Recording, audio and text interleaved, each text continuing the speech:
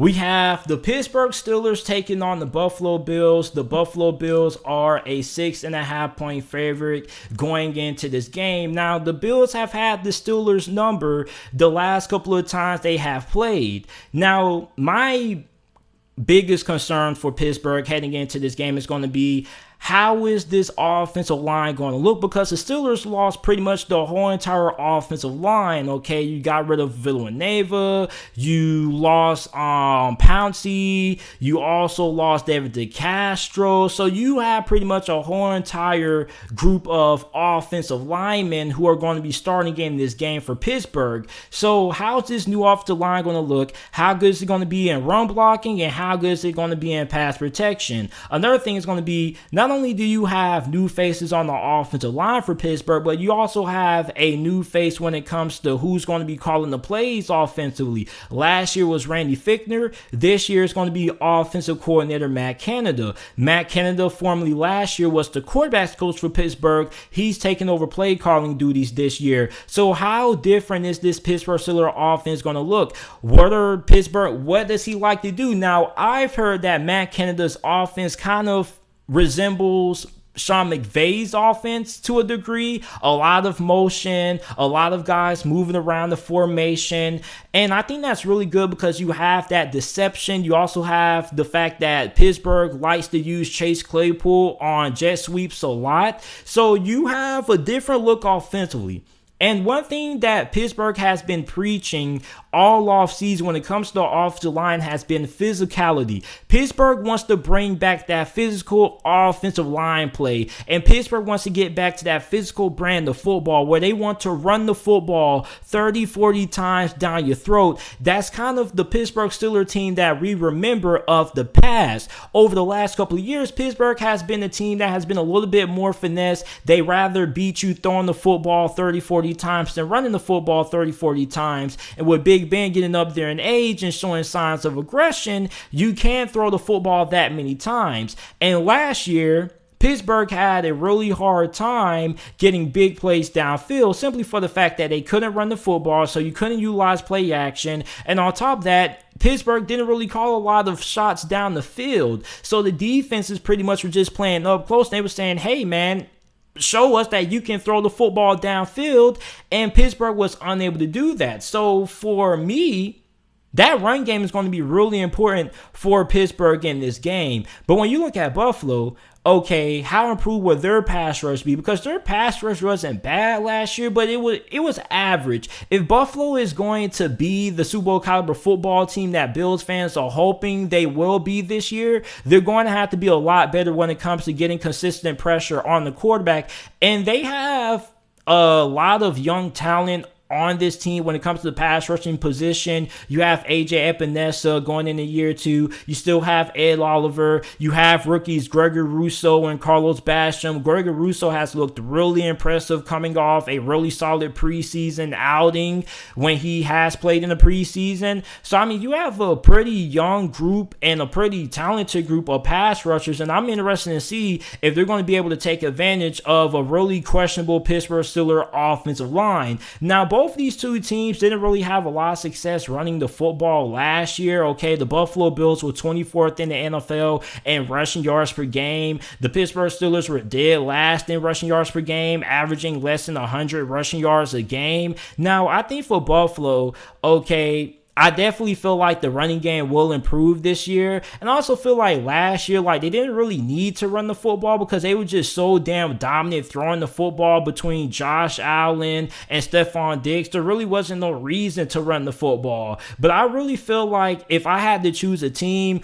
who needed to have a better game running the football, I probably would have to go with the Pittsburgh Steelers. Because if you're Buffalo, okay, although Pittsburgh has a really great pass rush with Stephon Tuitt coming off a career year, Cam Hayward, TJ Watt, Melvin Ingram, Alex Highsmith, I still feel like Buffalo could get the job done if they need to win this game throwing the football. I don't really have that same exact confidence in the Pittsburgh Steelers simply for the fact that the more Big Ben throws the football, the more chances you have with turnovers happening. And on top of that, when you have a quarterback that's up there in age, you shouldn't want them throwing the football more than 30 times, okay? So for Big Ben, he should really only have to throw the football 25 times, 30 times at most in this game. For Pittsburgh, you have to get Najee Harris going. Najee Harris needs 20 to 25 touches in this game.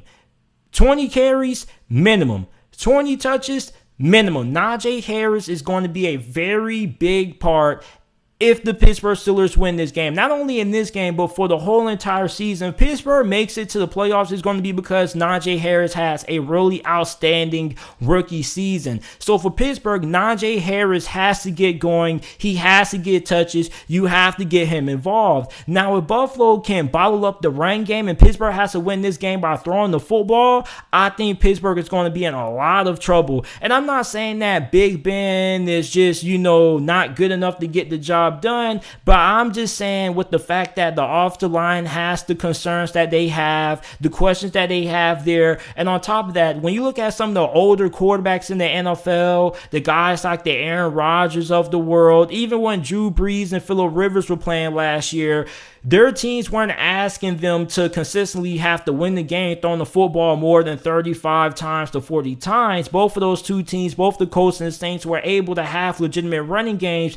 taking pressure off their older aging QB. So when you have an older aging QB, you want to make sure that you can have that run game going, because you don't want your QB at this age and Big Ben having to carry your team. So if you're Buffalo and Pittsburgh has to beat you throwing the football, then you're rubbing your hands like Birdman, because you're playing right into your strength, because you already have Trey White, who is one of the best cornerbacks in the NFL. You have a really good secondary. You have one of the better secondaries in the NFL. So I definitely feel like if you're Pittsburgh and you getting to a game that you have to win throwing the football, you're going to be in a lot of trouble. That's going to tilt the game towards Buffalo's favor. You also have to look at the fact that, okay, can Buffalo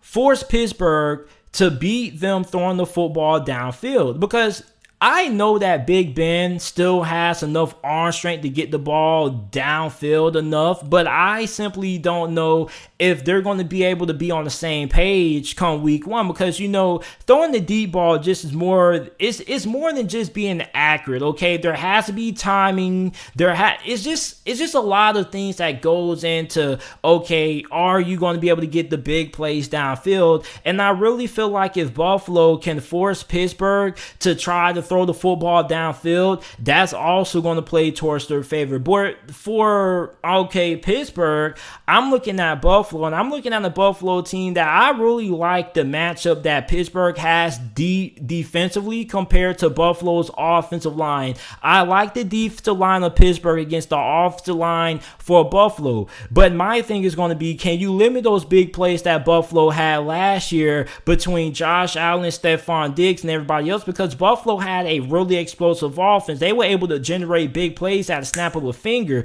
So for me, if you're Pittsburgh, can you limit those big plays? Can you force Josh Allen and Buffalo to have to beat you, taking what the defense gives you? Or are you going to allow Buffalo to get those big explosive plays downfield? So for Pittsburgh, you have to be able to limit those big plays downfield. And that's really tough to do because Josh Allen is really good. He has become a really great all-around quarterback. Not only is he really good when he chooses to tuck the football and run, but he's also really patient. When he gets outside of the pocket, he's not looking to run. He's looking to give his wide receivers a little bit more time to get open. So it's really difficult to stop this passing attack for Buffalo. But I think for Pittsburgh, if you're able to limit some of the explosive plays, I think that you have a really good shot at winning this game. And on top of that, if Josh Allen has to hold the football longer than what he has to allow his wide receivers more time to get open, you're playing into the hands of the Pittsburgh Steelers defensive line with Stephon Tuitt, Cam Hayward,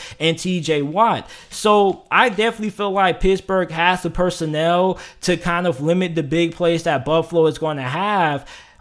I feel really confident in taking Pittsburgh in this game, and I'm going to do it. I'm going to take Pittsburgh with the under, and I feel like Pittsburgh is going to be able to win this game 24-20 is going to be my final score prediction. I feel like this game is going to be incredibly tight. I think this game is probably going to have some plays in there where the defense steps up and gets a turnover. I also feel like Buffalo is also going to be able to have some big plays. I don't really feel like you're going to have a whole entire game where you just keep Buffalo from simply having big plays in the pass game. Like, those big plays are going to happen due to how good of a quarterback Josh Allen is. But I just feel like that the Pittsburgh Steelers won't allow as many big plays down the field as Buffalo normally had every game last year. Say, for example, Buffalo normally had like 7 big passing plays per game last year. I think in this game against Pittsburgh, they probably will only have 2. Then you have to look at the fact that you have Devin Bush coming back. So when Josh Allen does intend to pull the football down and run, Devin Bush is definitely going to be able to cover that grass pretty fast, which is something that the Pittsburgh Steelers were missing last year when he ended up having his season cut short, was the speed that he brought and his coverage ability. So I feel pretty confident in the fact that I trust Pittsburgh to win this game. I'm taking Pittsburgh to win 24-20.